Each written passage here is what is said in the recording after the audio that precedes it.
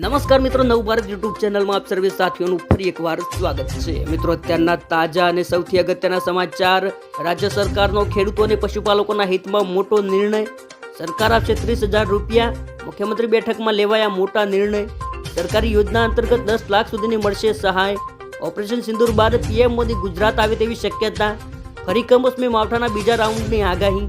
ભૂકંપને લઈ વગેરે અત્યારના તમામ મહત્વના સમાચાર જાણીશું। એ પહેલા જો હજુ સુધી તમે ચેનલ પર નવા છો તો ખાસ મિત્રો ચેનલને સબસ્ક્રાઇબ કરી લેજો। ઓપરેશન સિંદૂર બાદ પીએમ મોદી ગુજરાત આવે તેવી શક્યતાઓ। મે મહિનાના અંતિમ સપ્તાહમાં પીએમ મોદી ગુજરાતની મુલાકાત લઈ શકે છે। 27મી મેના રોજ તેઓ ભુજ એરબેઝની મુલાકાત લેશે અને સભાને સંબોધિત કરશે। આ ઉપરાંત રક્ષામંત્રી રાજનાથસિંહ પણ ભુજ એરબેઝની મુલાકાત લે તેવી શક્યતાઓ।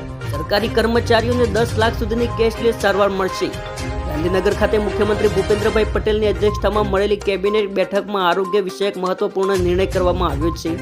જેની વિગતો આપતા રાજ્ય સરકારના પ્રવક્તા અને આરોગ્ય મંત્રી ઋષિકેશ પટેલે જણાવ્યું હતું કે રાજ્યના તમામ અધિકારીઓ, કર્મચારીઓ અને પેન્શનર્સ માટે ગુજરાત કર્મયોગી સ્વાસ્થ્ય સુરક્ષા યોજના શરૂ કરવામાં આવી, જેના અંતર્ગત કેશલેસ હેલ્થ બેનિફિટ પેકેજ આપવામાં આવશે। રાજ્યમાં હાલ અમલી પીએમ જય મા યોજના અંતર્ગત મળતા લાભની જેમ જ આ યોજના હેઠળ પણ તમામ કર્મચારીઓને સમાવી લઈ લાભ આપવામાં આવશે। ત્યારબાદ મિત્રો, રાજ્ય સરકારનો બીજો એક મહત્વપૂર્ણ નિર્ણય। નબળા વર્ગોને મફત કાનૂની સહાયની આવક મર્યાદા 1 લાખથી વધારી 3 લાખ કરાઈ।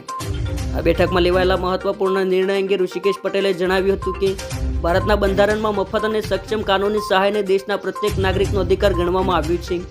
ગુજરાતના નબળા વર્ગોને મફત અને સક્ષમ કાનૂની સેવાઓનો અધિકાર પ્રાપ્ત થાય તે દિશામાં આજે રાજ્ય સરકાર દ્વારા ફરી એક મહત્વપૂર્ણ નિર્ણય કરવામાં આવ્યો। ત્યારબાદ મિત્રો, ખેડૂતોને લઈને મહત્વના સમાચાર। રાજ્ય સરકાર ટેકાના ભાવે ઉનાળુ મગ ખરીદશે। ગુજરાત સરકાર ખેડૂતો પાસેથી ટેકાના ભાવે પાકોની ખરીદી કરે છે, ત્યારે સરકાર હવે ઉનાળુ મગની ટેકાના ભાવે ખરીદી કરશે। ખેડૂતોએ આ માટે 25 મે સુધી ઓનલાઈન રજીસ્ટ્રેશન કરાવવું પડશે। સરકાર 8,782 પ્રતિ ક્વિન્ટલ ટેકાના ભાવે મગની ખરીદી કરશે। ઉનાળુ મગમાં બજાર ભાવ 6,772 પ્રતિ ક્વિન્ટલ છે।